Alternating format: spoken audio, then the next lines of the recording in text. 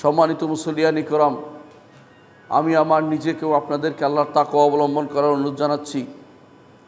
যেই তাকওয়া অবলম্বন করলে আমরা জান্নাতে যেতে পারবো। যতক্ষণ পর্যন্ত কেউ মুত্তাকি না হবে ততক্ষণ পর্যন্ত জান্নাতে প্রবেশ করতে পারবে না। রাসূলুল্লাহ সাল্লাল্লাহু আলাইহি ওয়াসাল্লাম তাকওয়ার প্রতি, আমাদের তাকওয়া অর্জনের প্রতি আমাদেরকে উৎসাহ দিয়েছেন। কোরআনে কারীমে আল্লাহ তাআলা বলেছেন, তিলকাল জান্নাতুল্লাতী নূরিসু মিন ইবাদিনা মান কানা তাকিয়া। এই জান্নাতের ওয়ারিশ আমরা করব তাদেরকে, আমার বান্দাদের মাঝে যারা মুত্তাকি হয়েছে, তাকওয়ার অধিকারী হয়েছে। তাকওয়ার অধিকারী হয়ে দুনিয়া থেকে না গেলে কি অসুবিধা, যতক্ষণ পর্যন্ত ময়লা গুনাহ এগুলো শেষ না হবে ততক্ষণ পর্যন্ত জান্নাতে যেতে পারবেন না। অর্থাৎ তাকওয়ার অধিকারী হওয়ার পরে শুধু জান্নাতে যেতে পারবেন। দুনিয়াতে সমস্ত গুনাহ খাতা আমরা অর্জন করি, যদি সেগুলি তওবা করে যদি কোনো মাপ নিয়ে না যাই, কবর আযাব, হাসরের মাঠের কষ্ট, তারপরে যদি কোনো তাতেও মাপ না হয় জাহান্নামে ঢুকিয়ে তারপর আল্লাহ তাআলা মুক্ত করে সম্পূর্ণরূপে পিওর মানুষ বানিয়ে তারপর জান্নাতে প্রবেশ করাবেন। প্রিয় ভাইয়েরা, যে সমস্ত মানুষ আল্লাহ তাআলার পক্ষ থেকে বিশেষ রহমত প্রাপ্ত হয়েছেন তারা হচ্ছেন সাহাবায়ে কেরাম রিদওয়ানুল্লাহ আলাইহিম আজমাইন। তাদেরকে মুহাম্মদুর রাসূলুল্লাহ সাল্লাল্লাহু আলাইহি ওয়াসাল্লাম তাদেরকে জান্নাতি ঘোষণা করেছেন। কোরআনে কারীমে আল্লাহ তাআলা তাদের সম্পর্কে বলেছেন, রাদিয়াল্লাহু আনহুম ওয়া রাদু আনহু। আল্লাহ তাআলা তাদের উপর সন্তুষ্ট হয়েছেন, তারাও আল্লাহর উপর সন্তুষ্ট হয়েছেন, আল্লাহর জন্য আল্লাহর উপর সন্তুষ্ট হয়েছেন।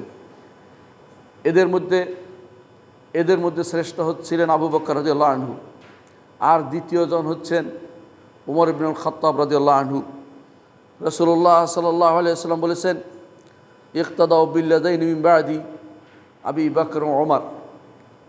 তোমরা আমার পরে যাদেরকে অনুসরণ করবে তারা হচ্ছে দুজন, একজন হচ্ছেন আবু বকর, একজন হচ্ছে ওমর। সুবহানাল্লাহ। আমরা যদি কোরআনে কারীমকে অনুসরণ করতে হয় তাহলে আল্লাহর অনুসরণ করা হয়ে যায়। আর যদি রাসূলুল্লাহ সাল্লাল্লাহু আলাইহি ওয়াসাল্লাম হাদিসের অনুসরণ করি, রাসূলকে অনুসরণ করা হয়। আবু বকর ওমরের সিরতকে জানা, আবু বকর ওমরকে অনুসরণ করতে হলে তারা কি করেছেন সেটা জানা, তাদের সম্পর্কে কোরআন এবং হাদিসে কী এসে সেটা জানা আমাদের জন্য জরুরি। কারণ আমাদের নবী বলেছেন এই দুজনকে অনুসরণ করে চলতে। আজকে আমাদের সমাজ একটি বড় জিনিস হারিয়ে বসেছে, তা হচ্ছে আদর্শ। কাকে আদর্শ বানাবে? অনেক যুবকরা আদর্শ চোখে দেখে না, তারা আদর্শ দেখে কাফেরদের মাঝে, খেলোয়াড়দের মাঝে, তথাকথিত বিভিন্ন রকমের যারা মডেল হয়ে গেছে তাদের পিছনে দৌড়াচ্ছে। অথচ তাদের রাসূলের নির্দেশ হচ্ছে, ইক্তাদাউ বিল্লাযাইনি মিন বা'দি আবি বকর ওয়া ওমর। আমার পরে দুইজন পরে তোমরা অনুসরণ করে চলবে, একজন হচ্ছে আবু বকর, আরেকজন হচ্ছে ওমর। রাসূলুল্লাহ সাল্লাল্লাহু আলাইহি ওয়াসাল্লাম আলো বলেছেন, আলাইকুম বিসুন্নতি ওয়া সুন্নাতুল খুলাফায়ে রাশিদিন আল মাহদিয়িন আদ্দু আলাইহা বিন নওয়াজিজ। তোমাদের উপর কর্তব্য হচ্ছে, তোমাদের ফরজ করে দেয়া হচ্ছে যে তোমরা আমার সুন্নতকে, আদর্শকে মেনে নিবে। এখানে সুন্নত বলে আদর্শ বোঝানো হয়েছে। মুহাম্মদুর রাসূলুল্লাহ সাল্লাল্লাহু আলাইহি ওয়াসাল্লাম আদর্শের বাইরে আর কারো আদর্শ আপনাকে ফরজ করে দেওয়া হয় নাই। তিনি যেটা ফরজ করেছেন সেটাই ফরজ করা হবে। তিনি ফরজ করে দিয়েছেন, তার আদর্শকে মেনে চলতে হবে। এটা আল্লাহর পক্ষ থেকেও ফরজ করা। আল্লাহ তাআলা বলে দিয়েছেন, আতিউল্লাহ ও আতিউর রাসূলা, আল্লাহর আনুগত্য করো এবং রাসূলের আনুগত্য করো। সুতরাং অবশ্যই আমাদেরকে মুহাম্মদুর রাসূলুল্লাহ সাল্লাল্লাহু আলাইহি ওয়াসাল্লামকে উসওয়া মানতে হবে। আল্লাহ যেভাবে বলেছেন, লাকাদ কানা লাকুম ফি রাসূলিল্লাহি উসওয়াতুন হাসানা, তোমাদের জন্য রাসূলের জীবন রয়েছে উত্তম আদর্শ। উত্তম আদর্শ অন্য কোথাও না খুঁজে রাসূলুল্লাহ সাল্লাল্লাহু আলাইহি ওয়াসাল্লাম কখন কি করেছেন সেই জিনিসটি আমাদেরকে শিখতে হবে, জানতে হবে। রাসূলুল্লাহ সাল্লাল্লাহু আলাইহি ওয়াসাল্লাম আর যাদের কথা বলেছেন তাদেরকেও আদর্শ মানতে হবে। রাসূলুল্লাহ সাল্লাল্লাহু আলাইহি ওয়াসাল্লাম বলেছেন যে সুন্নাতুল খুলাফায়ে রাশিদিন, তার আদর্শ যেমন মানতে হবে, তার খলিফায়ে রাশিদদের আদর্শ মানতে হবে। খলিফায়ে রাশিদকে আবু বকর, ওমর, ওসমান, আলী, এর চারজনকে খলিফায়ে রাশিদ হিসেবে রাসূল সাল্লাল্লাহু আলাইহি ওয়াসাল্লাম অন্য জায়গাতে ঘোষণা করে গেছেন। তিনি বলেছেন, আল খিলাফাতু বা'দি 30 সানা, আমার পরে 30 বছর পর্যন্ত খেলাফত চলবে। এই 30 বছর হাসান ইবনে আলী রাদিয়াল্লাহু আনহু 6 মাস সহ 30 বছর পূর্ণ হয়ে যায়। এর অর্থ হচ্ছে আবু বকর, ওমর, ওসমান, আলী এবং হাসান, এই 5 জন খলিফায়ে রাশেদ, এটা মুহাম্মদুর রাসূলুল্লাহ সাল্লাল্লাহু আলাইহি ওয়াসাল্লামের বক্তব্য দিয়ে আমাদের কাছে সাব্যস্ত হয়েছে। রাসূলুল্লাহ সাল্লাল্লাহু আলাইহি ওয়াসাল্লাম বলেছেন, আলাইকুম বিসুন্নতি, তোমাদের উপর কর্তব্য হচ্ছে, তোমাদের উপর ফরজ হচ্ছে আমার সুন্নতকে আঁকড়ে ধরা, আমার আদর্শকে আঁকড়ে ধরা।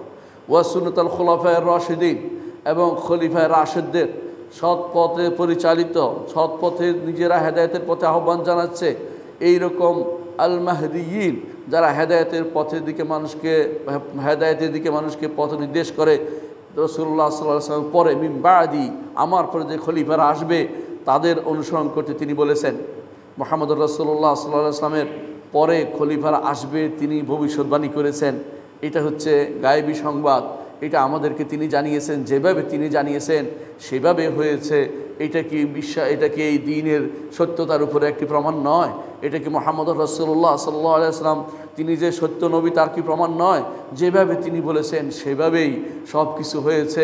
এ পর্যন্ত যতগুলি ভবিষ্যৎবাণী তিনি করেছেন সবগুলি যথাযথভাবে সেভাবেই হয়ে গেছে। এটা কি প্রমাণ করে না আমাদের দ্বীন সত্য? তারপরেও কেন আমরা বাইরের বিভিন্ন দর্শনের দিকে ঘুরে বেড়াচ্ছি? বিভিন্ন লোকদেরকে আমরা কেন আদর্শ বানাচ্ছি? আমাদের জন্য তো যথেষ্ট মুহাম্মদুর রাসূলুল্লাহ সাল্লাল্লাহু আলাইহি ওয়াসাল্লাম এবং তার খলিফায়ে রাশেদ এবং তারপর সাহাবায়ে কেরাম রিদওয়ানুল্লাহ আলাইহিম আজমাইন, তারা হচ্ছেন আমাদের জন্য আদর্শ। একজন সাহাবীকেও যদি আপনি ধারণ করে রাখতে পারেন তাহলেও আপনি পথ পাবেন। কারণ রাসূলুল্লাহ সাল্লাল্লাহু আলাইহি ওয়াসাল্লাম বলেছেন যে আমার সাহাবীরা হচ্ছে আকাশের তারকার মতো। যখন আকাশের তারকা যেমন পাহারা দেয় আকাশকে, তেমনিভাবে আমার সাহাবীরা হচ্ছে আমার উম্মতের জন্য পাহারাদার। আমার সাহাবীরা চলে গেলে উম্মতের পাহারাদাররা চলে যাবে। এই জন্য মুহাম্মদুর রাসূলুল্লাহ সাল্লাল্লাহু আলাইহি ওয়াসাল্লাম আমাদেরকে আদর্শ অনুসরণ করতে বলেছেন, এবং আদর্শের মধ্যে শ্রেষ্ঠ আদর্শ মুহাম্মদুর রাসূলুল্লাহ সাল্লাল্লাহু আলাইহি ওয়াসাল্লামের পরে শ্রেষ্ঠ আদর্শ হচ্ছে আবু বকর, তারপর হচ্ছে ওমর ইবনে খাত্তাব রাদিয়াল্লাহু আনহু। আমরা আজ ওমর ইবনে খাত্তাব রাদিয়াল্লাহু আনহু সম্পর্কে আলোচনা করব।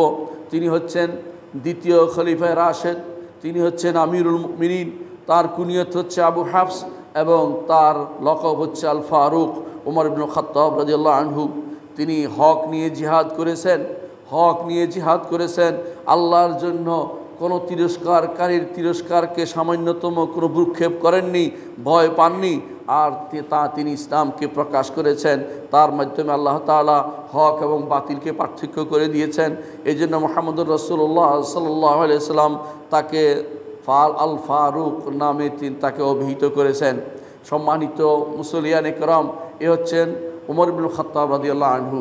যখনই আমরা তার জীবনী আলোচনা করি তখনই আমরা সেখান থেকে ইন্সপিরেশন পাই এবং আমরা সেখান থেকে অনুভূতি পাই, নিজেদের জীবনের মধ্যে কীরকম হতে হবে সেটা আমরা জানতে পারি। সেজন্য আমরা তার জীবনী সম্পর্কে কিছু আলোচনা করার চেষ্টা করব ইনশাআল্লাহ। মুহাম্মদুর রাসূলুল্লাহ সাল্লাল্লাহু আলাইহি ওয়াসাল্লাম হাদিসে বলেছেন, আরহামু উম্মতি বে উম্মতি আবু বকর, আমার উম্মতের মধ্যে রহম দিল সবচেয়ে বেশি দয়ালু হচ্ছে আমার উম্মতের জন্য। আমার উম্মতের জন্য দয়ালু হচ্ছে আবু বকর রাদিয়াল্লাহু আনহু। অর্থাৎ উম্মতের মধ্যে সবচেয়ে দয়ালু ব্যক্তি হচ্ছেন আবু বকর রাদিয়াল্লাহু আমাদের জন্য। এই জন্য তিনি ইসলাম প্রসারে দ্বীনের প্রসারে ইসলামকে আমাদের জন্য প্রচারের জন্য জীবনের সব কিছু উৎসর্গ করেছেন। আপনাকে ওই ব্যক্তি ভালোবাসে যেই ব্যক্তি আপনার হাত ধরে জাহান্নামের হাত থেকে জান্নাতের দিকে নিয়ে যেতে পারে। তার মধ্যে সবচেয়ে বেশি যিনি নিজেকে বিলিয়ে দিয়েছেন তিনি হচ্ছেন আবু বকর রাদিয়াল্লাহু আনহু। ও রাসূলুল্লাহ সাল্লাল্লাহু আলাইহি ওয়াসাল্লাম তারপর বলেছেন, ও আশাদ্দুহুম ফি দীনিল্লাহি ওমর, আর আল্লাহর দ্বীনের আমার উম্মতের মধ্যে আল্লাহর দ্বীনের ব্যাপারে সবচেয়ে কঠোর অবস্থানে রয়েছে ওমর। এই কঠোর অবস্থান মানে কি? এই কঠোর অবস্থান হচ্ছে কোথাও সামান্যতম ইসলামের উপরে আঘাত লাগলে, দ্বীনের উপরে আঘাত লাগলে, নবীর উপরে আঘাত লাগলে তারা ওমরের মতো এরকম ব্যক্তি তখন দাঁড়িয়ে যায়।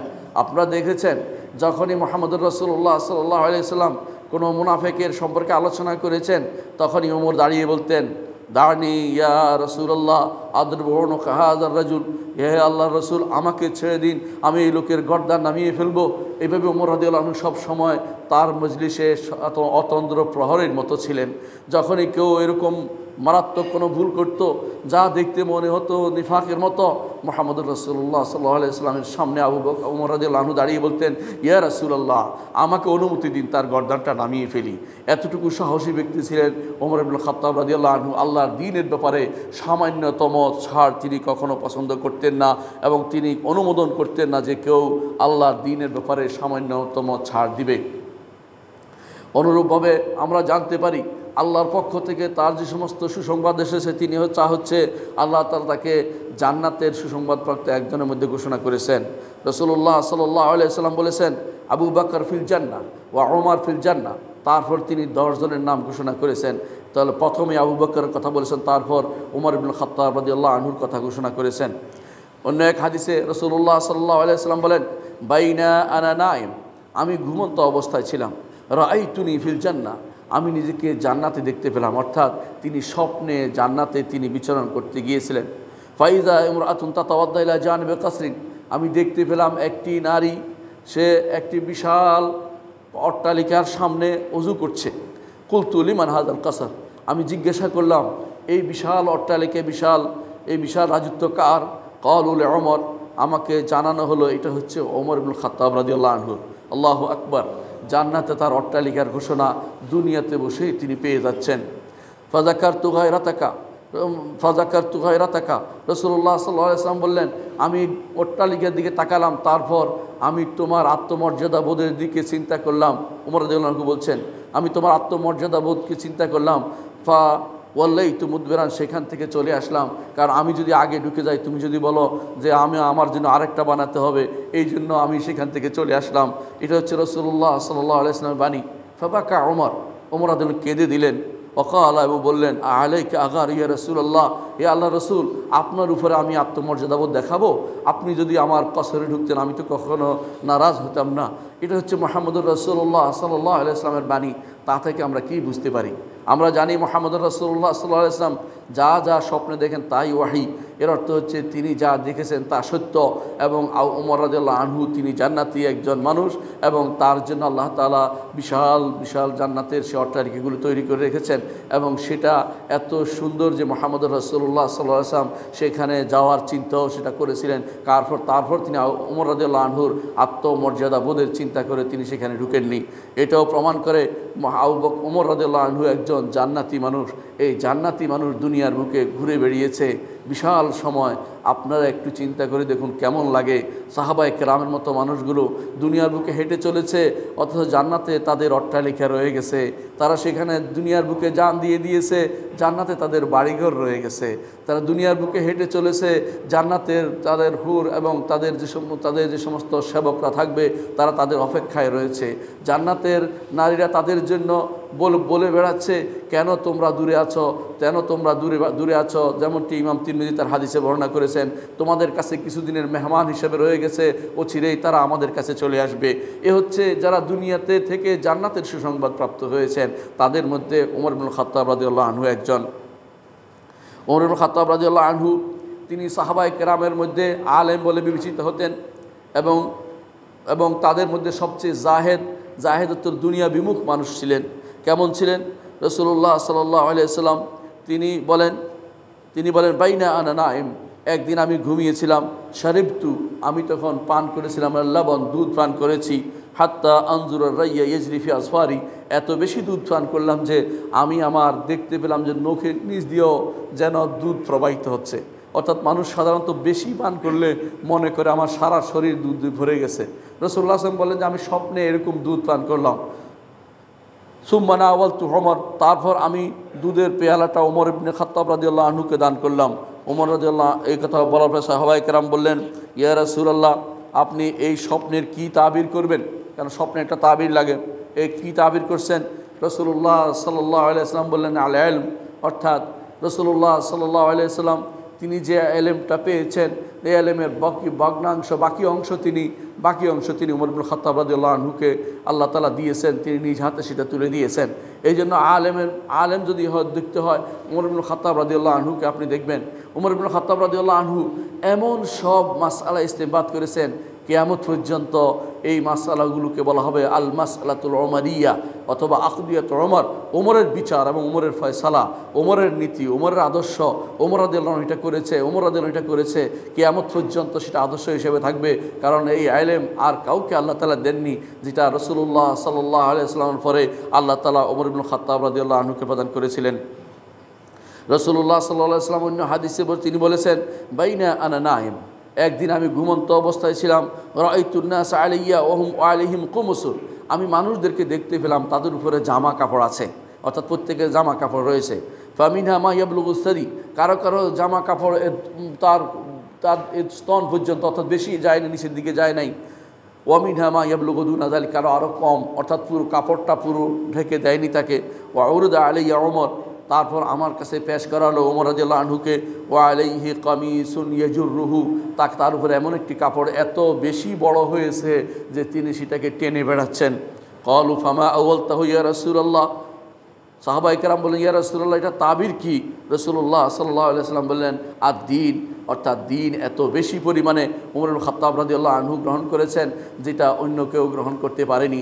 এই জন্য আপনারা জানেন ওই হাদিসটি, যে হাদিসের ব্যাপারে রাসূলুল্লাহ সাল্লাল্লাহু আলাইহি ওয়াসাল্লাম বলেছেন যে আমি দেখলাম যে বালতি দিয়ে উঠাচ্ছে, আবু বকর উঠাচ্ছে, অনেক কষ্ট হচ্ছে উঠাতে, কারণ তিনি তখন মাত্র 2.5 বছরের তিনি খেলাফত পালন করেছেন, সেই জন্য। তারপর উঠালো কে? ওমর। এত জোরে বালতি উঠাতে পারলো যেটা আমি তার মতো আর কাউকে দেখাতে পারিনি। অর্থাৎ তিনি আল্লাহর পক্ষ থেকে সাহায্যপ্রাপ্ত হয়ে বিজয়ে সারা বিশ্বের দিকে তার ইসলামকে প্রচার প্রসার করতে পেরেছেন। মুহাম্মদুর রাসূলুল্লাহ সাল্লাল্লাহু আলাইহি ওয়াসাল্লাম আমাদেরকে আগাম সেটা আমাদেরকে জানিয়ে দিয়েছেন। তিনি বলেছেন কিভাবে, বলেছেন আবু বকর উঠাবে, তারপর ওমর উঠাবে। সেভাবেই খেলাফত এসেছে। প্রথমে আবু বকর খলিফা হয়েছেন, তারপর ওমর ইবনে খাত্তাব রাদিয়াল্লাহু আনহু খলিফা হয়েছেন। সম্মানিত মুসল্লিয়ান ইকরাম, আবু বকর রাদিয়াল্লাহু আনহুর ফজিলত, ওমর রাদিয়াল্লাহু আনহুর ফজিলতের ব্যাপারে এবং আল্লাহর দ্বীনের ব্যাপারে, তার কঠোর ব্যাপারে আমরা আরেকটি জিনিস জানতে পারি, তা যা মুহাম্মদুর রাসূলুল্লাহ সাল্লাল্লাহু আলাইহি ওয়াসাল্লাম আমাদেরকে জানিয়েছেন, তা হচ্ছে শয়তান ওই পথে চলে না যেই পথে ওমর ইবনে খাত্তাব রাদিয়াল্লাহু আনহু চলে। রাসূলুল্লাহ সাল্লাল্লাহু আলাইহি ওয়াসাল্লাম বলেছেন, ইহে ইয়া ইবনুল খাত্তাব, ইহে শব্দটি আরবরা বলে থাকে যখন কারো প্রতি কোনো খুশির সংবাদ জানানো তখন সেভাবে বলে থাকে, ইবনুল খাত্তাব, তোমার জন্য কতই না সুসংবাদ। কি সেটা? ওয়াল্লাযী নাফসি বিয়াদিহি, যার হাতে আমার প্রাণ রয়েছে, মা লাকিয়াকা শাইতানু সালিকান ফাজ্জান, শয়তান যখন তোমাকে দেখে যে কোনো রাস্তা দিয়ে আপনি চলছে, কোনো একটা গলি দিয়ে আপনি চলছেন, ইল্লা সালিকা ফাজ্জান গায়রাকা, আপনার পথ ছেড়ে অন্য পথে সে তখন রওনা হয়ে যায়, অর্থাৎ সে এই পথে ভুলেও প্রবেশ করে না। আমরা যখন মসজিদে নববীতে থাকতাম তখন মাঝে মধ্যে আমরা এটা নিয়ে আলোচনা করতাম যে ওমর রাদিয়াল্লাহু আনহুর ব্যাপারে এই রাসূলুল্লাহ সাল্লাল্লাহু আলাইহি ওয়াসাল্লাম বলেছেন, এই পথে ওমর রাদিয়াল্লাহু আনহু যেই পথে চলেছে এই পথে শয়তান চলে না। আমরা আশ্চর্য হয়ে দেখতাম মসজিদ নববীর একটা দরজার নাম হচ্ছে বাব ওমর ইবনে খাত্তাব রাদিয়াল্লাহু আনহু। আমরা দেখতাম যে ওই পথে শিয়ারা প্রবেশ করে না, কারণ তারা আসলে দুনিয়াতে যেমন ভয় পায়, তারা ওমর রাদিয়াল্লাহু আনহুকে সব জায়গাতেই ভয় পায়। এই জন্য তারা সবচেয়ে বেশি বিরোধিতা করে। তারা তারাবি পড়বে না, কারণ ওমর রাদিয়াল্লাহু আনহু তারাবি তিনি সুন্দরভাবে পরিচালনা করেছেন। তারাবি আগেও ছিল, ওমর রাদিয়াল্লাহু সেটাকে আবার নতুন করে পরিচালনা করেছেন। এটাকে তারা পছন্দ করতে পারে না, এবং ওমর রাদিয়াল্লাহু আনহুর বিরোধিতা করার জন্য তারা কখনো কখনো তাদের দেশে একটা ছাগলের ওমর নাম দেয়, এরপরে পিটে এটাকে মারে, নাউজুবিল্লাহ। একটা প্রাণীকে তারা ওমরের নাম দিয়ে তারপর তারা মারতে থাকে। উমরের নাম তার গালি দেয়, উমরের নাম দরজা দিয়ে তারা প্রবেশ করে না। উমরের কারণে তারা রাসূলুল্লাহ সাল্লাল্লাহু আলাইহি ওয়াসাল্লামের ওখানে সালাম দিতে যায় না, কারণ উমরের সালাম দিতে হবে কিনা সেই জন্য। একবার যখন তাদের নেতা যখন মদিনায় গিয়েছিল, আপনারা সেই ঘটনা জানেন, তখন ওমর রাদিয়াল্লাহু আনহুর এখানে সালাম দিতে যখন হুযায়ফি বলেছিল, তখন সেই লোকটি সালাম দেয়নি। ওমর তখন হুযায়ফি পরবর্তী খুতবাতে লম্বা করে তাদের বিরুদ্ধে কথা বলেছিলেন, এবং একটা বিশাল সময় তিনি খুতবা থেকে বঞ্চিত ছিলেন। সেই খবর আপনাদের জানা আছে, এটা বেশি দিনের দূরের কথা নয়। এর অর্থ হচ্ছে তারা কোনোভাবে ওমরকে সহ্য করতে পারে না, কারণ শয়তান তাদের অন্তরে দানা বেঁধেছে। শয়তানের জন্য শয়তান ওমর রাদিয়াল্লাহু আনহুকে সহ্য করতে পারে না। ওমর যেই পথে চলে সেই পথে শয়তান চলে না। এর অর্থ হচ্ছে আপনি যদি কোনো দেখেন যে এই পথে ওমর রাদিয়াল্লাহু আনহু চলেছেন, ওই পথটাই হচ্ছে সঠিক পথ, যেই পথটিতে ওমর ইবনে খাত্তাব রাদিয়াল্লাহু আনহু চলেছেন। রাসূলুল্লাহ সাল্লাল্লাহু আলাইহি ওয়াসাল্লাম বলেছেন, ইন্না শাইতানা লা ইয়াফরুকু মিনকা ইয়া ওমর রাদিয়াল্লাহু ওমর, আপনি যে পথে চলেন ওই পথ থেকে শয়তান দূরে সরে যায়, যেমন শয়তান আপনাকে ভয় পায়। আরও একটি সুসংবাদ রাসূলুল্লাহ সাল্লাল্লাহু আলাইহি ওয়াসাল্লাম ওমর ইবনে খাত্তাব রাদিয়াল্লাহু আনহু দিয়েছেন। তিনি আরও বলেছেন, ওয়া ইন্নী লা আনজুরু ইলা শায়াতিনিল জিন্নি ওয়াল ইনস কাদ ফাররু মিন ওমর, আমি দেখতে পাচ্ছি যে শয়তান, মানব শয়তান এবং জিন শয়তান দুইটাই ওমরের পথ থেকে পালিয়ে বেড়ায়, অর্থাৎ ওমর রাদিয়াল্লাহু আনহুর পথের সামনে দাঁড়ায় না। দুনিয়ার বুকেও যখন ওমর রাদিয়াল্লাহু জীবিত ছিলেন তখন যে সমস্ত মানব শয়তানগুলো ছিল তারাও ওমরকে ভয় পেত, তার কাছে বিচারের জন্য আসতো না, তার কাছে কোনো কিছুর জন্য আসতো না, বলতো যে সে কঠোর। হ্যাঁ, এই কঠোর কী জন্য? আল্লাহর দ্বীনের জন্য কঠোরতা অবলম্বন করতেই হয়। আল্লাহর দ্বীনের কোনো অংশ যদি কোনো বাদ দেয় অনেকে খুশি হতে পারে, কিন্তু আমরা তো খুশি হতে পারি না, কারণ আল্লাহর দ্বীনের কোনো অংশ বাদ দিলে আল্লাহর সাথে প্রতারণা করা হয়। এই জন্য ওমর রাদিয়াল্লাহু আনহুর মতো আল্লাহর দ্বীনের ব্যাপারে কঠোর হতে হবে। আল্লাহর দ্বীনের কোনো অংশ ছাড় দেওয়া চলে না। আপনার পরিবারে আপনার পূর্ণ কর্তৃত্ব রয়েছে, সেখানে ওমর ইবনে খাত্তাব রাদিয়াল্লাহু আনহুর মতো আপনাকে চলতে হবে। এখানে আপনি যদি কোনো আপনার স্ত্রী, পরিজন, সন্তান, সন্ততির ব্যাপারে ছাড় দেন তাহলে আপনি সত্যিকারের নীতি অবলম্বন করতে পারলেন না, আপনি নিজেই হেরে গেলেন এবং আপনি ওমরের মতো ব্যক্তিত্ব সম্পন্ন আপনি তৈরি হলেন না। এই জন্য নিজের পরিবারের ব্যাপারে সাবধান থাকতে হবে। নিজের পরিবারে যেন আপনি একজন ওমর বিবেচিত হন সেরকম সিদ্ধান্ত নিতে হবে। অর্থাৎ যখনই আপনি কথা বলবেন, আলোচনা করবেন চলবে, কিন্তু শরীয়ত লঙ্ঘিত হয়ে গেলে সেখানে আর কোনো কথা চলে না। মুহাম্মদুর রাসূলুল্লাহ সাল্লাল্লাহু আলাইহি ওয়াসাল্লামের থেকে আমাদের ওমর রাদিয়াল্লাহু আনহু যেভাবে আদর্শ নিয়েছেন সেভাবে আমাদেরকে আদর্শ নিতে হবে। মুহাম্মদুর রাসূলুল্লাহ সাল্লাল্লাহু আলাইহি ওয়াসাল্লাম কীভাবে করেছেন আপনাদের মনে আছে? একদিন আয়েশা রাদিয়াল্লাহু আনহা বলেছিলেন, ইয়া রাসূলুল্লাহ, সফিয়া রাদিয়াল্লাহু আনহা তিনি তো আর কি এতটুকু, অর্থাৎ তিনি একটু বেটে এটা বোঝানোর জন্য তিনি হাত দিয়ে দেখিয়েছিলেন। তখন রাসূলুল্লাহ সাল্লাল্লাহু আলাইহি ওয়াসাল্লাম বলেছিলেন, হে আয়েশা, তোমার এই কথাটি যদি সমুদ্রের পানিতে মিশিয়ে দেওয়া হতো সমুদ্র বিষাক্ত হয়ে যেত। এর অর্থ হচ্ছে গীবত চলে না। আপনি যখন ঘরে বসবেন আপনার দায়িত্ব হচ্ছে গীবত যখন হবে সেটাকে প্রতিরোধ করা, প্রতিহত করা, এই ব্যাপারে আলোচনা বন্ধ করে দেয়া। তাহলে আপনি হতে পারবেন রাসূলের আদর্শে আলোকিত ওমর ইবনে খাত্তাবের মতো ব্যক্তিত্ব আপনি তৈরি হতে পারবেন। প্রিয় ভাইরা, মুহাম্মদুর রাসূলুল্লাহ সাল্লাল্লাহু আলাইহি ওয়াসাল্লাম তিনি যেভাবে আবু বকর রাদিয়াল্লাহু আনহুর প্রশংসা করেছেন সেভাবে ওমর রাদিয়াল্লাহু আনহুরও তিনি প্রশংসা করেছেন। ওমর রাদিয়াল্লাহু আনহুর প্রশংসা নয় শুধু, ওমর রাদিয়াল্লাহু আনহু অনেক ব্যাপারে আল্লাহ তাআলা তিনি যা চেয়েছেন সেভাবে আল্লাহ তাআলা কোরআন আয়াত নাজিল করেছেন। আল্লাহু আকবার। বিভিন্ন জায়গাতে ওমর রাদিয়াল্লাহু আনহু বিভিন্ন কথা বলতেন, শেষ পর্যন্ত আল্লাহ তাআলা সেটা অনুসারে আয়াত নাজিল করেছেন। এর মধ্যে তিনি বলেছেন, নিজেই বলেছেন ওমর রাদিয়াল্লাহু আনহু, তিনি বলছেন, ওয়া আফাকতু রাব্বি ফি সালাত, আমি আমার রবের ব্যাপারে রবের সাথে তিনটি বিষয়ে আমি একমত হইতে পেরেছি, অর্থাৎ আমি চেয়েছি আমার রব সে অনুসারে আয়াত নাজিল করেছেন। এর মধ্যে তিনি বললেন, কুলতু ইয়া রাসূলুল্লাহ, আমি বললাম হে আল্লাহ রসুল, লাউ ইত্তাখাযনা মিন মাকাম ইব্রাহিম মুসাল্লা, আমরা যদি কোনো মাকাম ইব্রাহিম আপনারা চিনেন যারা হজে গেছেন, অর্থাৎ কাবার সামনে যেটা ইব্রাহিম আলাইহিস সালাতু ওয়াস সালামের পায়ের চিহ্ন, যেটা এইটা এখনও রয়েছে পায়ের চিহ্ন, তার উপর একটি পিতলের দেওয়া হয়েছে, পাটাতন দেওয়া হয়েছে, তার উপরে সেটাকে চতুর্দিক থেকে বাঁধাই করে রাখা হয়েছে যাতে করে মানুষের হাতে সেটা নষ্ট না হয়ে যায়। সেই জন্য সেটা এখনও রয়ে গেছে। সেটা ছিল একদম কাবার সাথে লাগানো, সেখানে দাঁড়িয়ে তিনি কাবা নির্মাণ করতেন। সেটা তার জন্য লিফটের কাজ করত, উঠতো নামতো সেভাবে কাজ করতো। সেই পায়ের দাগ সেখানে এখনও রয়ে গেছে।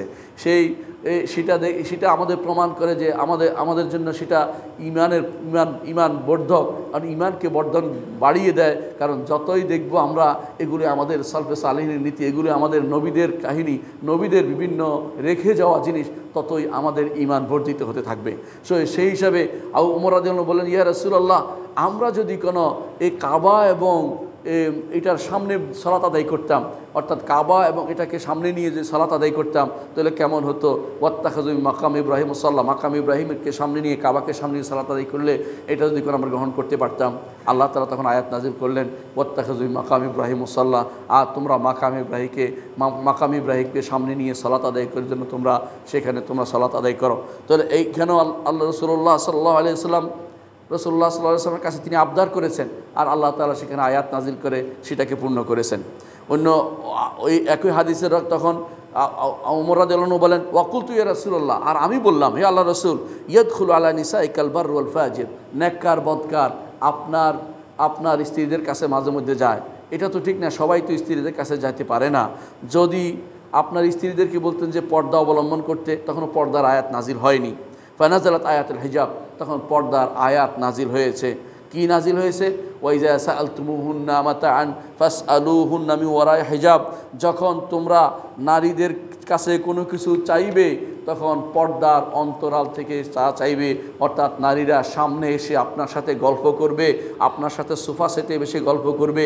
এইটা রাসূলুল্লাহ সাল্লাল্লাহু আলাইহি ওয়াসাল্লাম নয়, আল্লাহ স্বয়ং কোরআনের আয়াত নাজিল করে আমাদেরকে সেটা থেকে বিরত থাকতে বলেছে।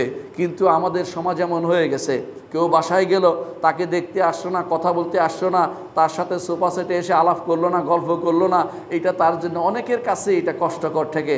আল্লাহ এবং তার রসুলকে যে ব্যক্তি ভালোবাসে, কোরআন এবং সুন্নাহকে যে ব্যক্তি ভালোবাসে এবং যে ব্যক্তি ঈমানকে ভালোবাসে, দ্বীনকে ভালোবাসে, সে ব্যক্তি এটা কখনো কষ্টকর মনে করবে না, বরং সে মনে করবে, আল্লাহ তাআলা বলেছেন যখন তুমি ঘরে কাউকে পাবে না তখন সেখানে প্রবেশ করবে না।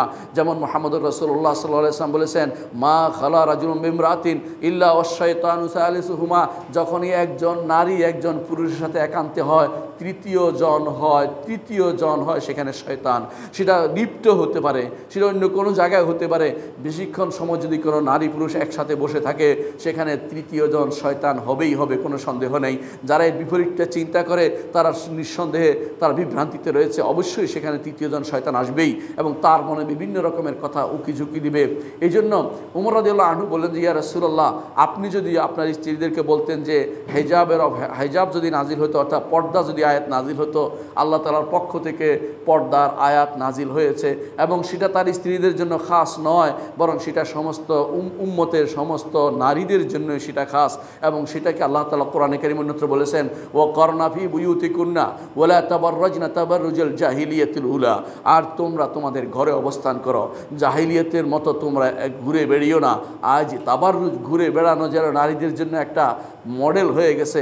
এরা যারা ঘুরে বেড়ায় তাদেরকে পিছনে ঘুরে বেড়াচ্ছে, যারা বেশি বেশি কথা বলে, বেশি বেশি হাসাহাসি করে মানুষের সামনে, এদেরকে মুহাম্মদুর রাসূলুল্লাহ সাল্লাল্লাহু আলাইহি ওয়াসাল্লাম জাহান্নামের নারী বলেছেন, এদেরকে আপনারা মডেল বানিয়েছেন। আর যারা ঘরে থাকে, কথা বলে না আপনার সাথে, আপনার সালামের জবাব দিতে তারা রাজি নয়, আপনার সালামের জবাব দেওয়া জরুরি নয়। অনেক সময় মানুষ গিয়ে বলে, আমি তো সালাম দিলাম, উত্তর দিল না। উত্তর না দেওয়াটাই হচ্ছে নীতি। আপনার স্ত্রী আর কারো সালামের জবাব দিবে না, আপনি জবাব দিয়ে দিবেন এর পক্ষ থেকে, এটাই নিয়ম। যদি সালাম দেয়, যদি বলে আমি তো সালাম দিয়েছি, বাসাকে সালাম দিবেন, ওই সালাম দিবেন না, এটা সালাম দেওয়া জায়েজ নাই। কারণ আপনি তাকে কার সাথে কথা বলার দরকার নেই, আপনি কথা বলবেন আপনার ভাইয়ের সাথে, আপনার ভাইয়ের বউয়ের সাথে। ও কথা বলা আপনার জন্য বৈধ না, প্রয়োজন একান্ত হলে কথাটা বলবেন, কিন্তু শুধু সালাম দিয়ে মন নরম করা, কাছে টানা, এটা ইসলামী শরীয়ত অনুমোদন করে না। এই জন্য শুধু সালাম দিবেন না। দরকার থাকলে, কথা বলার দরকার থাকলে, তিনি কোনো কথার দরকার থাকলে, প্রশ্ন থাকলে সালাম দিয়ে প্রশ্নের উত্তর জানতে চাইবেন, যদি কোনো অন্যভাবে জানার সুযোগ না থাকে। কিন্তু আপনি শুধু গিয়ে সালাম দিবেন, বাড়িতে সালাম পৌঁছে দেবেন, হ্যাঁ দিতে পারে, সালামের অপেক্ষায় বসে থাকবেন না যে আমার সালামের উত্তরটা আসলো কিনা, তিনি কথা কীরকম কথা বলে দেখি, তার স্বর কীরকম দেখি, এটা ইসলামী শরীয়ত অনুমোদন করে না। সুতরাং মনে রাখতে হবে, ওমর রাদিয়াল্লাহু আনহু তিনি আল্লাহর কাছে সেটা চেয়েছেন এবং রসুলের কাছে আবদার করেছেন, আর আল্লাহ তাআলা আয়াত নাজিল করে সেটাই আমাদের জন্য ফরজ করে দিয়েছেন। আর পর্দা প্রথা নয়, পর্দা হচ্ছে ফরজ, এটা আমাদের জানা উচিত। ওমর রাদিয়াল্লাহু আনহু আরও বলেন, ওয়াজতামা নিসাউন নবী সাল্লাল্লাহু আলাইহি ওয়াসাল্লাম ফিল গায়রা, আর নবী সাল্লাল্লাহু আলাইহি ওয়াসাল্লামের স্ত্রীরা একমত হয়েছে রসুলের বিরুদ্ধে। আপনারা জানেন সেই ঘটনা, লম্বা 1 মাস রাসূলুল্লাহ সাল্লাল্লাহু আলাইহি ওয়াসাল্লাম তার স্ত্রী থেকে দূরে ছিলেন। কেন? সবাই বেশি চাচ্ছিল, আমাদেরকে এত অল্প টাকা হবে না, এত এটা হবে না, ওইটা হবে না, আপনি আল্লাহ তাআলা দুনিয়া এবং আখিরাতে ধনী, আপনি আমাদেরকে বেশি দিতে পারেন, আপনি দিতে হবে। কিন্তু রাসূলুল্লাহ সাল্লাল্লাহু আলাইহি ওয়াসাল্লাম তিনি তাদেরকে দুনিয়া দিয়ে তাদেরকে বেশি দুনিয়ার মুখী করতে চাইলেন না। তিনি চাইলেন যে আমার এই অবস্থা, হাতে পয়সা নেই, 2 মাস আমার চুলায় আগুন জ্বলে না, এই অবস্থায় কারা আমার সাথে অবস্থান করতে চায় তাদেরও পরীক্ষা হয়ে যাক। মুহাম্মদুর রাসূলুল্লাহ সাল্লাল্লাহু আলাইহি ওয়াসাল্লাম সে অবস্থায় তিনি অনেক দিন দূরে অবস্থান করলেন। 1 মাস পরে তিনি নেমে প্রথমেই আয়েশা রাদিয়াল্লাহু আনহাকে তিনি বিশেষভাবে জিজ্ঞাসা করলেন, আমি তোমাকে একটি প্রস্তাব দিচ্ছি, এই প্রস্তাব তুমি আগে ঘরে গিয়ে পিতামাতার সাথে আলোচনা করে তারপর উত্তর দিবে, আমি চাই তুমি নিজে উত্তর না দাও। তিনি তখন আয়াত পড়লেন, সেই আয়াতে উল্লেখ আছে যে তোমরা যদি কোনো চলে যেতে চাও আমার নবীর এই অবস্থা দেখে, আর্থিক অনটন দেখে, তাহলে চলে যেতে পারো। আসা রব্বুহু ইন তাল্লাকাকুন্না আন ইউবদিলাহু আজওয়াজান খায়রাম মিনকুন্না, তোমরা যদি কোনো চলে যেতে চাও চলে যাও, আমার নবীকে আল্লাহ তাআলা অবশ্যই বিয়ে করিয়ে দিবেন তোমাদের থেকে আরও উত্তম, যারা এই অবস্থায় নবীর অবস্থায় খুশি থাকবে। তো তো যখন আয়েশা রাদিয়াল্লাহু আনহা সেটা শুনলেন, তিনি বললেন যে এই বিষয়ে আমি আমার পিতামাতার কাছে কোনো পরামর্শের প্রয়োজন নেই, আমি আমার নবীকে ভালোবাসি, এই নবী যে অবস্থা আছে অবস্থাকে ভালোবাসি, আমার কোনো পরামর্শের প্রয়োজন নেই। এভাবে নবীর প্রত্যেক স্ত্রী মুহাম্মদুর রাসূলুল্লাহ সাল্লাল্লাহু আলাইহি ওয়াসাল্লামকে ভালোবেসেছেন। তারা কেউ এই অবস্থা থেকে মুক্তি হতে চান নাই যে আমরা আরও বেশি সম্পদ দরকার, সেটা তিনি চান নাই। রাসূলুল্লাহ সাল্লাল্লাহু আলাইহি ওয়াসাল্লামের এই দ্বীন অবস্থাকে তারা মেনে নিয়েছেন, এই অর্থহীন অবস্থাকে, অবর্ধকহীন অবস্থাকে তারা মেনে নিয়ে রসুলের সাথে সারা জীবন যাপন করেছেন। আল্লাহ তাআলা এই জন্য কোরআনে কারিমে তাদের পুরস্কারও ঘোষণা করেছেন, বলেছেন যে এদেরকে আর আপনি তালাকও দিতে পারবেন না, এদেরকে আপনি পরিবর্তন করতে পারবেন না। তাদের জন্য স্পেশাল ঘোষণা এসেছে এবং তাদেরকে আল্লাহ রাসূল সাল্লাল্লাহু আলাইহি ওয়াসাল্লাম এবং তাদেরকে কোরআনে কারিম আল্লাহ তাআলা কোরআনে কারিম আমাদের জন্য মা হিসাবে ঘোষণা করে দিয়েছেন। ও আজওয়াজুহু উম্মাহাতুহুম, তার স্ত্রীরা হচ্ছে তোমাদের মা, অর্থাৎ আমাদের মা, মুমিন পুরুষদের মা বলে ঘোষণা করা হয়েছে। অর্থাৎ আমাদের মা হচ্ছেন আয়েশা রাদিয়াল্লাহু আনহা, আমাদের মা হচ্ছেন খাদিজা, আমাদের মা হচ্ছেন রসুলের স্ত্রীরা হচ্ছেন আমাদের মা। এই নবীর স্ত্রীরা যখন একবার, আমরা যেটা বলছিলাম, যখন তারা একটা ধর্মঘট করে বসলো যে আমাদেরকে পয়সা বেশি দিতে হবে, আমাদেরকে এই করতে হবে সেই করতে হবে, ওমর রাদিয়াল্লাহু আনহু ঢুকে বললেন যে তার কন্যাও কিন্তু রসুলের স্ত্রী, আপনারা জানেন। তিনি বললেন যে ইয়া রাসূলুল্লাহ, আপনি এদের ব্যাপারে কোনো পরোয়া করবেন না, এরা বেশি চাচ্ছে এই পরোয়া করবেন না, ওদের গায়রাতের ব্যাপারটা আপনি দেখবেন না, তো কি করবেন? বলে আপনি এদের ব্যাপারটি কোনো দেখার প্রয়োজন নেই, তো কি করতে হবে? বলে আপনি এদেরকে তালাক দিয়ে দেন, আল্লাহ তাআলা আপনাকে আরও উত্তম স্ত্রী মিলিয়ে দিবেন। আল্লাহ তাআলা আয়াত নাজিল করলেন, আসা রব্বুহু ইন তাল্লাকাকুন্না আন ইউবদিলাহু আজওয়াজান খায়রাম মিনকুন্না। আল্লাহ যদি হে নবী আপনি যদি তালাক দিয়ে দেন, আল্লাহ এর থেকে উত্তম স্ত্রী আপনাকে মিলিয়ে দেবে। এই তিনটি জায়গায় সরাসরি উমর ইবনুল খাত্তাব রাদিয়াল্লাহু আনহু যা চেয়েছেন তাই আল্লাহর পক্ষ থেকে নাজিল হয়েছে কোরআনে কারিমে, এবং কিয়ামত পর্যন্ত সেগুলি তিলাওয়াত করা হবে। এটা হচ্ছে উমর ইবনুল খাত্তাব রাদিয়াল্লাহু আনহুর বিশেষ বৈশিষ্ট্য, যেগুলো আমরা অনেকেই জানি না। আরও একটি হাদিসে আমরা দেখতে পাই, এটা বাদেও এই তিনটি উমর ইবনুল খাত্তাব একটি হাদিসে বলেছেন যে আমি আমার রবের সাথে তিন বিষয়ে একমত হয়েছিলাম, আগে আমি যা চেয়েছি আমার রব তাই নাজিল করেছেন। কিন্তু এর বাইরেও আরও আছে। ওমর সিয়ুতি রহমতুল্লাহ আলাইহি বৃষ্টির মতো উল্লেখ করেছেন যে উমর রাদিয়াল্লাহু আনহু যা চেয়েছেন পরবর্তী তাই নাজিল হয়েছে। এর বাইরেও আমরা দেখতে পাই আরেকটি ঘটনা, বিশাল ঘটনা। আপনারা জানেন, যখন বদরের যুদ্ধে অনেকে বন্দী হলো এবং যারা বন্দী হয়েছে এদের মধ্যে অনেকেই ছিল নিকটাত্মীয়, অর্থাৎ সাহাবায়ে কেরামের নিকটাত্মীয়। কারো আবু বকর আত্মীয়, কেউ ওমর আত্মীয়, কেউ আলীর আত্মীয়, কেউ ওসমান আত্মীয়, এরকম আত্মীয়, একেবারে নিকটাত্মীয়, কারো ভাই, কারো বন্ধু, কারো একেবারেই কাছের লোক, আত্মীয়। এরকম অবস্থা দেখে মুহাম্মদুর রাসূলুল্লাহ সাল্লাল্লাহু আলাইহি ওয়াসাল্লাম সিদ্ধান্ত আবু বকরকে বললেন কী করা যায়। আবু বকর রাদিয়াল্লাহু আনহু যেহেতু দয়ার মানুষ ছিলেন, তিনি বললেন যে এদেরকে মেরে কী লাভ, এদেরকে বরং আল্লাহ তাআলা হয়তো হেদায়েত দিবে, পরবর্তীতে ঈমান আনবে, এদের থেকে আমরা কিছু টাকা পয়সা নিয়ে ছেড়ে দেই, এতে করে আমাদের নিজেরও লাভ হবে, ওরা হয়তো ঈমানের দিকে ফিরে আসবে, এইটা হতে পারে। অথবা বন্দি করে রাখি, তাদের থেকে কিছু মুক্তিপণ নিব।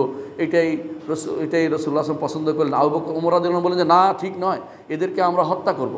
কারণ হে আলী দাঁড়াও, তুমি আকিলকে হত্যা করো, আমি দাঁড়াবো, আমি অমুককে হত্যা করব।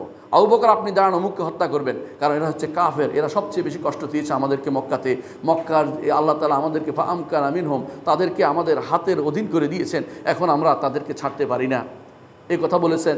এ কথা বলে তিনি চলে গেছেন। কিন্তু কিছুক্ষণের মধ্যে আয়াত নাজিল হলো আল্লাহ রাসূল সাল্লাল্লাহু আলাইহি ওয়াসাল্লামের উপরে, মা কানা লিনাবিয়্যিন আন ইয়াকুনা লাহু আসরা হাত্তা ইউসখিনা ফিল আরদে।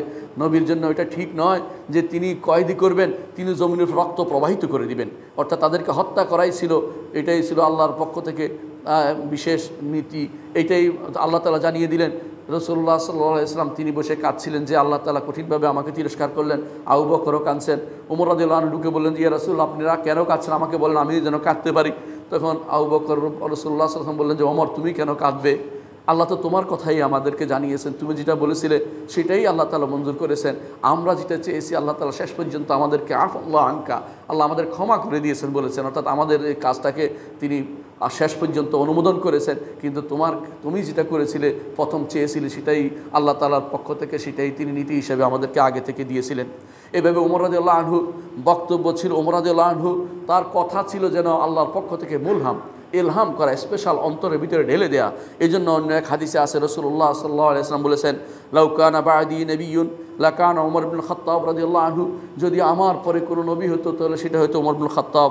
এবং তিনি আরও বলেছেন, লাউ কানা লাকাদ কানা ফিমা ক্বাবলাকুম মিনাল উমামি মুহাদ্দাথুন, তোমাদের আগে যারা ছিল, যে সমস্ত জাতি ছিল, তাদের মধ্যে অনেকের কাছে আল্লাহ তাআলা ইলহাম করতেন, অনেকের কাছে আল্লাহ তাআলা জানিয়ে দিতেন ঘটনার কী সমস্যার সমাধান হতে পারে, তারা আল্লাহ তাআলা বিশেষভাবে তার অন্তরে ঢেলে দিতেন।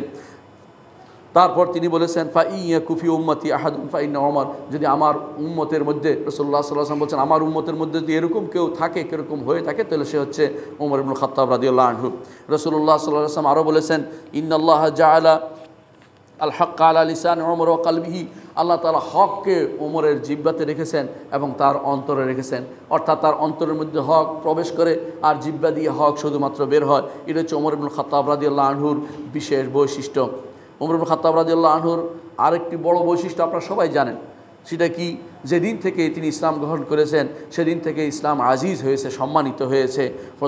হুযায়ফা ইবনে ইয়ামান রাদিয়াল্লাহু আনহু বলেন, যাকে রাসূলুল্লাহ সাল্লাল্লাহু আলাইহি ওয়াসাল্লামের সাহেবুস সির, রাসূলের গোপন ভেদ যিনি জানেন, তিনি হুযায়ফা ইবনে ইয়ামান রাদিয়াল্লাহু আনহু বলছেন, লাম্মা আসলামা ওমর, যখন ওমর রাদিয়াল্লাহু ইসলাম গ্রহণ করলেন, কানাল ইসলাম কাররাজুলিল মুকবিল, ইসলাম যেন এগিয়ে আসছে, সামনে এগিয়ে আসছে, শুধু আমরা দেখতে পাচ্ছি অনবরত মানুষ ইসলামের দিকে এগিয়ে আসছে এবং ইসলাম তখন শক্তিশালী হয়ে গেল। লা ইয়াজদাদু ইল্লা কুরবান, ইসলামের শুধু তার বাড়তি নৈকট্যই বাড়তি থাকলো। ফালাম্মা কুতিলা ওমরকে যখন হত্যা করা হলো, কাররাজুলিল মুদবির, ইসলাম হয়ে গেল পিছনের দিকে চলে যাওয়ার মতো, পিছনের দিকে চলে যাচ্ছে।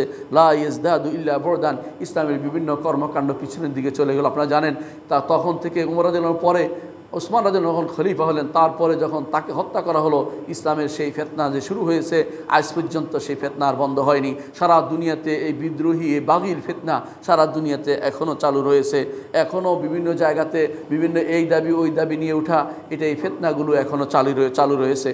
আন ইবনে মাসউদ রাদিয়াল্লাহু আনহু, ইবনে মাসউদ রাদিয়াল্লাহু আনহু বলেন, তিনি বলেন, মা জিলনা আইজ্জা মুযু আসলাম ওমর, আমরা যেদিন থেকে ইসলাম গ্রহণ করেছে ওমর, সেদিন থেকে আমরা সম্মানিত হয়েছি। এটা হচ্ছে আব্দুল্লাহ ইবনে মাসউদ রাদিয়াল্লাহু আনহুর বক্তব্য। সম্মানিত মুসল্লিয়ানে কেরাম, রাসূলুল্লাহ সাল্লাল্লাহু আলাইহি ওয়াসাল্লাম স্পেশালি ওমরের রাদিয়াল্লাহু আনহুর হেদায়েতের জন্য দোয়া করেছেন। আপনারা জানেন যে রাসূলুল্লাহ সাল্লাল্লাহু আলাইহি ওয়াসাল্লাম প্রথমে দুই ওমরের জন্য দোয়া করতেন, ওমর ইবনে হিশাম এবং ওমর ইবনে খাত্তাব। তারপর যখন দেখলেন যে ওমর ইবনে হিশাম তিনি সবচেয়ে বেশি বিরোধী, তখন তিনি ওমর ইবনে খাত্তাবের জন্য দোয়া করেছেন স্পেশালি, যে আল্লাহুম্মা আইজ্জাল ইসলাম বি ওমর ইবনে খাত্তাব, আল্লাহ আপনি বিশেষ করে ওমর ইবনে খাত্তাবকে ইসলাম দিয়ে আমাদের ইসলামকে আপনি সম্মানিত করুন এবং শক্তিশালী করুন। আল্লাহর পক্ষ থেকে ওমর ইবনে খাত্তাব রাদিয়াল্লাহু আনহু ইসলাম কবুল করা গ্রহণযোগ্য হয়েছে এবং ওমর ইবনে খাত্তাব রাদিয়াল্লাহু আনহু ইসলাম গ্রহণ করেছেন। তারপর যখন তিনি ওমর ইবনে খাত্তাব রাদিয়াল্লাহু হিজরত করলেন, তখনও তার একটা বিশাল অবস্থান ছিল। হিজরতের পরে হিজরতের অবস্থা কীরকম ছিল, আলী রাদিয়াল্লাহু আনহু থেকে আমরা বর্ণনা করি। আলী রাদিয়াল্লাহু আনহু বলছেন, একজন জান্নাতি সাহাবী আরেকজন জান্নাতি সাহাবীর বর্ণনা দিচ্ছেন। আলী রাদিয়াল্লাহু আনহু বলছেন যে, মা আলিমতু আহাদান হাজারা ইল্লা মুখতাফিয়ান, আমি কাউকে জানিয়ে শুনি হিজরত করেছি এমন কাউকে দেখতে পাই না। অর্থাৎ সাহাবায়ে কেরাম বেশিরভাগই গোপনে হিজরত করে মক্কা থেকে মদিনায় গেছেন বা বিভিন্ন জায়গায় গেছেন। ইল্লা ওমর ইবনুল খাত্তাব, কেবলমাত্র ওমর ইবনুল খাত্তাবকে আমি দেখেছি তিনি সবাইকে জানিয়ে হিজরত করেছেন। যখন লাম্মা হাম্মা বিল হিজরা, যখন তিনি হিজরত করতে চাইলেন, তখন তিনি তার তরবারিটা সাথে নিলেন এবং কাবার কাছে আসলেন এবং সেখানে বসা ছিল কুরাইশের নেতারা বসা ছিল। তখন তিনি আল্লাহর ঘরে তোয়াফ করলেন, 2 রাকাত সালাত আদায় করলেন। তারপর তাদের একজনের কাছে সামনে এসে বলতে থাকলেন যে, তোমাদের চেহারাগুলি বিকৃত হয়ে গেছে আমাকে দেখে কেন? তোমাদের মধ্যে কেউ যদি চায় তার মাকে সন্তান শূন্য করতে, কেউ যদি চায় যে তার সন্তানকে পিতৃশূন্য করতে, কেউ যদি চায় স্ত্রীকে বিধবা করতে, সে যেন এই উপত্যকার পরে আমার সাথে একত্রিত হয়, কারণ আমি এখনই হিজরত করতে যাচ্ছি। কেউ ভয়ে তার সামনে দাঁড়ায়নি। তিনি হচ্ছেন ওমর ইবনে খাত্তাব রাদিয়াল্লাহু আনহু। ইবনে মাসউদ রাদিয়াল্লাহু আনহু বলেন, ইসলাম ওমর রাদিয়াল্লাহু আনহু ইসলাম ছিল আমাদের জন্য ফাতহ, আমাদের জন্য বিজয়। তিনি আরও বলেছেন তার হিজরত ছিল আমাদের জন্য সাহায্য। তিনি আরও বলেন তার খেলাফত ছিল আমাদের জন্য রহমত। তারপর তিনি বলেন, ওয়ালাকাদ রাআইতুনা, আমরা আমাদের নিজেদেরকে দেখেছি, কারণ আব্দুল্লাহ ইবনে মাসউদ রাদিয়াল্লাহু আনহু ওমর ইবনে খাত্তাব রাদিয়াল্লাহু আনহুর আগেই ইসলাম গ্রহণ করেছিলেন। এজন্য তিনি বলছেন, ওয়ালাকাদ রাআইতুনা, আমি দেখেছি আমার নিজেকে, ওমা নাস্তাতি আন নুসাল্লি ইলাল বাইত নাসলা ইলাল বাইত, আমরা তা কাবা ঘরের কাছে যেতে পারতাম না, এত কঠিন অবস্থা ছিল। হাত্তা আসলামা ওমর, অবশেষে ওমর রাদিয়াল্লাহু আনহু ইসলাম গ্রহণ করলেন। ফালাম্মা আসলামা ওমর, যখন ওমর ইসলাম গ্রহণ করলেন তখন তিনি নিজে ক্ষমতা দেখিয়ে কাবার দিকে, সাহস করে কাবার দিকে গেলেন। তারপর আমরা সেখানে সালাত আদায় করলাম। সুহাইব আর-রুমি রাদিয়াল্লাহু আনহু বলেন, যখন ওমর রাদিয়াল্লাহু আনহু ইসলাম গ্রহণ করলেন, তিনি ইসলাম প্রসার করলেন এবং মানুষকে স্পষ্ট জানিয়ে দিলেন যে তিনি ইসলাম গ্রহণ করেছেন। এবং তারপর আমরা আল্লাহর ঘরের চারপাশে বসলাম এবং ঘরের তোয়াফ করলাম, এবং কেউ আমাদের বিরোধিতা করলে ওমর রাদিয়াল্লাহু আনহু সেখানে কঠিনভাবে তার বিরুদ্ধে দাঁড়িয়ে যেতেন। এভাবে আমরা যারা আমাদের যে সমস্ত হক মেরে খেয়েছে সেগুলো তিনি আমাদের সেভাবে ফেরত দেওয়ার ব্যবস্থা করলেন। ওমর রাদিয়াল্লাহু আনহু সেদিন তার বয়স ছিল মাত্র 27 বছর, আর কারো কারো মতো সেদিন তার বয়স ছিল 26 বছর। সম্মানিত মুসলিয়ান ইকরাম, ওমর ইবনে খাত্তাব রাদিয়াল্লাহু আনহু তার পুরো জীবনটা কাটিয়েছেন মুহাম্মদুর রাসূলুল্লাহ সাল্লাল্লাহু আলাইহি ওয়াসাল্লামের সাথে, এবং কি প্রতিটি যুদ্ধে তিনি তার সাথে ছিলেন। প্রতিটি যুদ্ধে, সেটা কি বদর হোক, ওহদ হোক, খন্দক হোক, প্রতিটি যুদ্ধে জীবনের শেষ মুহূর্ত পর্যন্ত মুহাম্মদুর রাসূলুল্লাহ সাল্লাল্লাহু আলাইহি ওয়াসাল্লামের সাথী তিনি ছিলেন। এবং মুহাম্মদুর রাসূলুল্লাহ সাল্লাল্লাহু আলাইহি ওয়াসাল্লাম মুহাম্মদুর রাসূলুল্লাহ সাল্লাল্লাহু আলাইহি ওয়াসাল্লাম তিনি যখন মারা যান, তিনি ওমর রাদিয়াল্লাহু আনহুর উপর সন্তুষ্ট ছিলেন। ওমর রাদিয়াল্লাহু আনহু সন্তুষ্ট ছিলেন এবং শেষ সময় পর্যন্ত ওমর রাদিয়াল্লাহু আনহু রাসূলুল্লাহ সাল্লাল্লাহু আলাইহি ওয়াসাল্লামের কাছে ছিলেন, এবং সেখানে কি করতে হবে সেগুলো ওমর রাদিয়াল্লাহু আনহু নির্দেশ করে দিচ্ছিলেন। সম্মানিত মুসলিয়ান ইকরাম, তারপর যখন ওমর রাদিয়াল্লাহু আনহু, আবু বকর রাদিয়াল্লাহু আনহু খলিফা হলেন, ওমর রাদিয়াল্লাহু আনহু তার একজন মন্ত্রী হলেন, তার একজন পরামর্শক হলেন, তার একজন বীর সৈনিক হিসাবে তিনি জীবনযাপন করলেন। আর আপনারা ভালো করেই জানেন, যখন খেলাফতের মুহূর্ত আসলো সেই সময়ে ওমর ইবনে খাত্তাব রাদিয়াল্লাহু আনহু তিনি তখন সেই ঐতিহাসিক ভূমিকা পালন করেছেন। তিনি বলেছেন, আপনারা আবু বকরকে খলিফা মানেন, কারণ আবু বকর আপনাদের রাসূলুল্লাহ সাল্লাল্লাহু আলাইহি ওয়াসাল্লাম যখন অসুস্থ ছিলেন তখন তিনি নামাজ সালাতের ইমামতি করেছেন। এই সালাতের ইমামতি দিয়ে রসুল বুঝিয়ে দিয়েছেন যে আবু বকর তোমাদের সর্বজায়গার ইমামতি করবেন, অর্থাৎ তিনি খলিফাতুল মুসলিমিন হবেন। সেই হিসাবে আমরা আবু বকরকে খলিফা হিসাবে ঘোষণা করতে চাই। তখন আবু বকর রাদিয়াল্লাহু আনহুর দিকে তিনি ইঙ্গিত করলেন, আর সবাই তার কথা মেনে নিয়ে আবু বকর রাদিয়াল্লাহু আনহু খলিফা বানিয়েছিলেন। এটা ওমর রাদিয়াল্লাহু আনহুর একটি এলহাম, অর্থাৎ তাকে আল্লাহর পক্ষ থেকে স্পেশালি তার অন্তরে ঢেলে দেওয়া হয়েছে যে আবু বকরকে খলিফা বানাতে হবে। এই জন্য তিনি তার কথা তিনি সেখানে পেশ করেছিলেন, এবং সেটা ছিল সকিফা বনি সায়েদা, মসজিদ নববীর পশ্চিম পাশে যে জায়গা এখনও আছে আপনারা দেখতে পান, সেই জায়গাতে সেইখানে বসে তারা এই সিদ্ধান্ত নিয়েছিলেন। তারপর যখন আবু বকর রাদিয়াল্লাহু আনহু দুনিয়া থেকে চলে যাচ্ছিলেন, তিনি একজনকে স্পেশালি খলিফা বানিয়ে গেছেন। তিনি হচ্ছেন ওমর ইবনে খাত্তাব রাদিয়াল্লাহু আনহু। তিনি বলে গেলেন যে খলিফা হবে ওমর। কেন উম্মতে মুসলিমাকে এভাবে রেখে যাওয়া, যে হামাজ যা ইচ্ছে তা করে বেড়াবে এবং যেটা ইচ্ছে এটা বলে বেড়াবে এবং এটা হানাহানি মারামারি করবে, এটা ওমর ইবনে আবু বকর রাদিয়াল্লাহু আনহু চান নিয়ে যেন স্পেশালি খলিফা নির্ধারণ করে গেছেন। তিনি বলছেন যে আমার পরে খলিফা হবে ওমর ইবনে খাত্তাব, নির্ধারণ করে দিয়ে গেছেন। যখন তিনি খলিফা হলেন তখন তিনি প্রথমে খুতবায় দাঁড়িয়ে বললেন যে একজন তাকে বলল দিয়া খলিফাতু রাসূলিল্লাহ, বলেন আমি আল্লাহ রসুলের খলিফা নয়, আল্লাহ রসুলের খলিফা তো আবু বকর রাদিয়াল্লাহু আনহু, তিনি চলে গেছেন। আমি তোমাদের আমিরুল মুমিনিন, এটাতে আমি খুশি, তোমাদের আমির, এটাতে আমি খুশি। এরপর থেকে আমিরুল মুমিনিন এটা খলিফাদের জন্য নির্ধারিত হয়ে গেল। খলিফাতু রাসূলিল্লাহ শুধুমাত্র আবু বকরের জন্য নির্ধারিত হয়ে গেছে। তারপর তিনি খুতবায় দাঁড়িয়ে বললেন, আমি তোমাদের নিয়ে বিপদে আছি, তোমরাও আমাদের নিয়ে বিপদে আছো। কি বিপদ? অর্থাৎ আমি তোমাদের হক যদি আদায় করতে না পারি, আল্লাহ আমাকে পাকড়াও করবেন। আর তোমরাও আমার হক আদায় করতে না পারার কথা না শোনো, আমি তোমাদের ছেড়ে দেব না, তোমাদেরকে তরবারি দিয়ে আমি সোজা করে দেব। তারপর তিনি বললেন, আমি তোমাদের উপর খলিফা নির্বাচিত হয়েছি, তোমাদের মধ্যে আমি শ্রেষ্ঠ আমি দাবি করি না। যদি আমি ভুল করি আমাকে তোমরা সোজা করে দিবে, আর যদি কোনো আমি শুদ্ধ কাজ করি আমাকে তোমরা সহযোগিতা করবে এবং আমাকে তোমরা সঠিক বলে তোমরা আমার পথে চলবে। তিনি এইভাবেই ওমর রাদিয়াল্লাহু আনহু তার সারাটা জীবন চালিয়ে গিয়েছেন। তার সময় যে যুদ্ধ হয়েছিল, তার সময় যে বিজয় হয়েছিল, এই বিজয় এখন পর্যন্ত আমরা ভোগ করছি এবং তার বিজয়ের সে অংশ আজও আমাদের দেশ শুরু করে একদিকে স্পেন পর্যন্ত ওইদিকে চলে গেছে বিভিন্ন ছোট ছোট বাহিনী, এবং সেই বাহিনী যতটুকু গেছে আজ পর্যন্ত এর চেয়ে সুন্দর কোনো বিজয় অনুষ্ঠিত হয়নি। এবং সেই সময়ের বিজয় ছিল শ্রেষ্ঠ বিজয়। কোনো রকমের আকীদাগত মতভেদ ছিল না, কোনো মানহাজগত সমস্যা ছিল না, কোনো ত্রুটি ছিল না। মানুষের মধ্যে সবাই এক এক প্রাণ এক দেহ ছিল এবং সবাই একে অপরকে ভালোবাসতো, সেরকম একটি বিজয় ছিল ওমর রাদিয়াল্লাহু আনহুর সময়ের বিজয়। এবং সেই বিজয়ের কথা আল্লাহ রাসূল সাল্লাল্লাহু আলাইহি ওয়াসাল্লাম পূর্বেই বলে গেছেন। তিনি যে বলেছিলেন যে আমি এরকম কাউকে এত বড় আবকারী আর কাউকে দেখি নাই যে বালতি তুলতে পারে, অর্থাৎ বিজয়ের নিশানা উড়াতে পারে, তিনি হচ্ছেন ওমর ইবনুল খাত্তাব রাদিয়াল্লাহু আনহু। তিনি তার সময়ে যে সমস্ত মানুষের উপরে তার কাজ, তার আমারত পরিচালনা করেছেন, অর্থাৎ তার প্রজা যারা ছিল তাদের সময়ে কাদের প্রতি কারা তার প্রজা ছিল। ওমর ছিল তার প্রজা, ওসমান ছিল তার প্রজা, আলী রাদিয়াল্লাহু আনহু তার প্রজা ছিলেন, এবং এভাবে তার প্রজা যারা ছিল তাদের উপরে তার কেমন সিরত ছিল।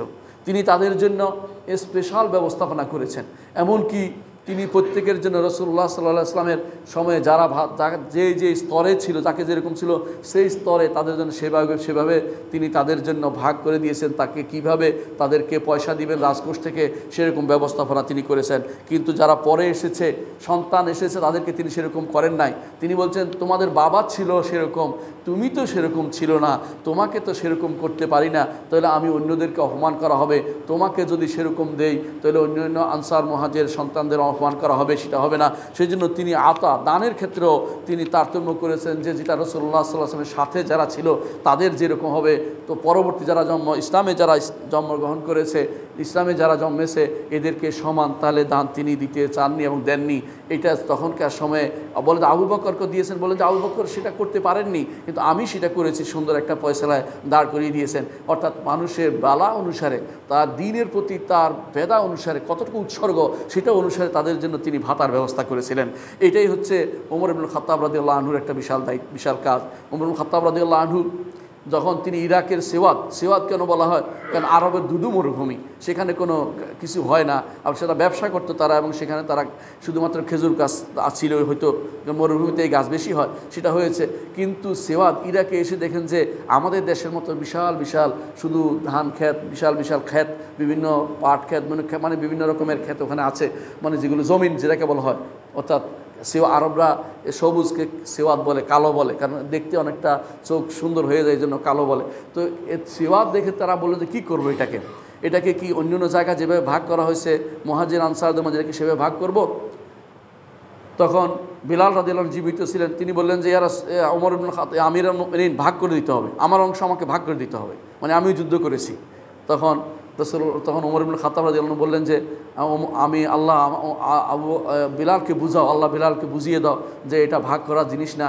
কারণ আল্লাহ কোরআনে কারীমে ওয়াল্লাযিনা জাউ মিন বা'দিহিম, কোরআনে কারীমে সূরা হাশরের মধ্যে যাদের মুহাজির আনসারের পরও আরেকটা শ্রেণীর কথা বলেছেন, যারা পরে আসবে তাদেরকে বলছে, যারা মুহাজির আনসারদের জন্য দোয়া করবে তাদেরকে বলা হয়েছে জমি তাদের উপর থাকবে, সেখান থেকে খারাজ উসুল করা হবে, সেখান থেকে একটা বিশাল অংশ উসুল করা হবে, জমিন থেকে তাদেরকে উৎখাত করা হবে না।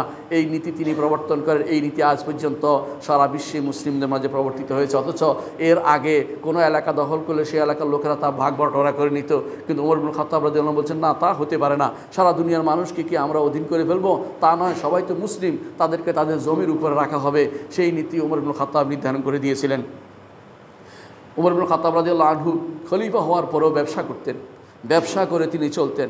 এই কথা ইমাম ইব্রাহিম আন-নাখাই উল্লেখ করেছেন।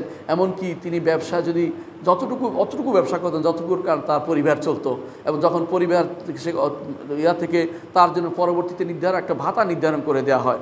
একদিন তাকে বলা হলো যে আমাদের জন্য, তার স্ত্রী বললেন যে আমাদের জন্য হাইস নিয়ে আসেন, যেটা খুব ভালো খাবার তখনকার দিনে।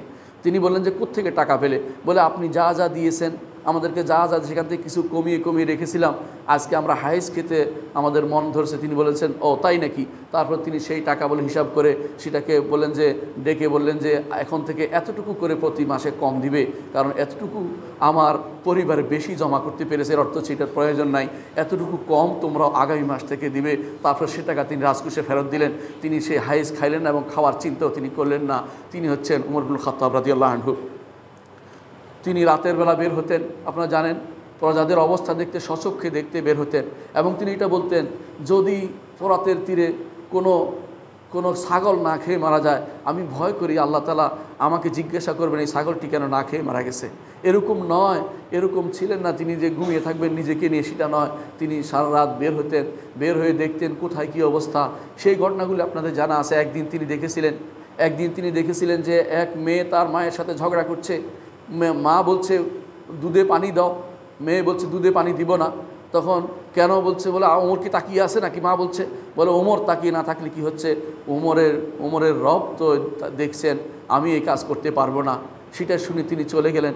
পরের দিন খোঁজ নিলেন যে এই ঘরের সাথে আমার আত্মীয়তা করতে হবে। ওই মেয়েকে তিনি তার ছেলের জন্য ছেলের স্ত্রী হিসাবে তিনি তা পছন্দ করে নিয়ে গেলেন। সেই ঘরের নাতি হচ্ছে ওমর ইবনে আব্দুল আজিজ। সেই ঘরের নাতি হচ্ছে ওমর ইবনে আব্দুল আজিজ। এই জন্য গোড়া যদি আসল যদি ভালো হয়, পরবর্তী জেনারেশন অনেক ভালো হয়, এটা আপনাদের জানা উচিত। তিনি এই ওমর ইবনে খাত্তাব রাদিয়াল্লাহু আনহু এইভাবে রাতের বেলা বের হতেন। আপনারা আরও অনেক ঘটনা জানেন যে রাতের বেলা বের হয়েছেন, কোনো এক ব্যক্তি তার বাচ্চাদের নিয়ে বসে আছে, খাওয়া দিতে পারে নাই এবং পানি গরম করছে, সেই সময় তিনি খাবার নিয়ে এসে তারপর তাদেরকে খাওয়ার ব্যবস্থা করেছিলেন। তিনি হচ্ছেন ওমর ইবনে খাত্তাব রাদিয়াল্লাহু আনহু। তিনি নবী পরিবারের এত বেশি ভালোবাসতেন যে নিজে রসুলের কাছে তার কন্যাকে বিয়ে দেওয়ার ব্যবস্থাপনা করেছেন। এবং এইটা আপনাদের জানা আছে, ইচ্ছা করে তিনি ঘুরেছেন বারবার। আবু বকরের কাছে গেছেন, ওসমানের কাছে গেছেন, আলীর কাছে গেছেন, কেউ মত দেয় নাই। তারপর তিনি বললেন যে আচ্ছা আমার সাথে কথা না বলে, কেউ কথা বলে না আমার সাথে, কিন্তু কেন বলে নাই পরে তারা বলে দিয়েছেন যে রাসূলুল্লাহ সাল্লাল্লাহু আলাইহি ওয়াসাল্লাম একদিন জিজ্ঞাসা করেছেন, ওমরের কন্যার স্বামী তো মারা গেছে, এটার বিয়ের কী হবে জিজ্ঞাসা করেছিলেন। সেই জন্য সবাই মনে করেছেন যে হয়তো রাসূলুল্লাহ সাল্লাল্লাহু আলাইহি ওয়াসাল্লাম তাকে বিয়ে করবেন, এই জন্য কেউ মত দেয় নাই। শেষ পর্যন্ত আল্লাহ তাআলা তাকে হাফসা রাদিয়াল্লাহু আনহাকে তিনি তার রাসূলুল্লাহ সাল্লাল্লাহু আলাইহি ওয়াসাল্লাম স্ত্রী হিসেবে কবুল করলেন এবং রাসূলুল্লাহ সাল্লাল্লাহু আলাইহি ওয়াসাল্লামের শ্বশুর হয়ে গেলেন ওমর ইবনে খাত্তাব রাদিয়াল্লাহু আনহু। আবার তিনি নবী পরিবারের সাথে এতই ঘনিষ্ঠতা ছিল যে তিনি আলী রাদিয়াল্লাহু আনহুর কন্যাকে বিয়ে করেছেন। আলী রাদিয়াল্লাহু আনহুর কন্যাকে তিনি যখন বিয়ে করার প্রস্তাব দিলেন, আলী রাদিয়াল্লাহু আনহু বললেন যে এই মেয়েকে আপনি কি করবেন? বলে কোনো সমস্যা নেই, আমি বিয়ে করেছি, তোমাদের সাথে আত্মীয়তার সম্পর্কে আমি সমৃদ্ধ হতে চাই। তারপর তিনি তার সাথে বিয়ে দিলেন। উম্মে কুলসুমকে তিনি ওমর রাদিয়াল্লাহু আনহুর সাথে বিয়ে দিলেন এবং সেইখানে তার সন্তান হয়েছে। সেই সন্তান ও পরবর্তীতে আবু বকর, একদিক থেকে তিনি ওমরের বংশধর, একদিক তিনি আলীর বংশধর, অর্থাৎ মুহাম্মদুর রাসূলুল্লাহ সাল্লাল্লাহু আলাইহি ওয়াসাল্লামের সাথে তাদের পারিবারিক সম্পর্ক বজায় ছিল। আপনারা সেটা ভালো করে জানেন। রাসূলুল্লাহ সাল্লাল্লাহু আলাইহি ওয়াসাল্লাম তিনি আবু বকর ওমর রাদিয়াল্লাহু আনহু কত ভালোবাসতেন আপনারা জানেন।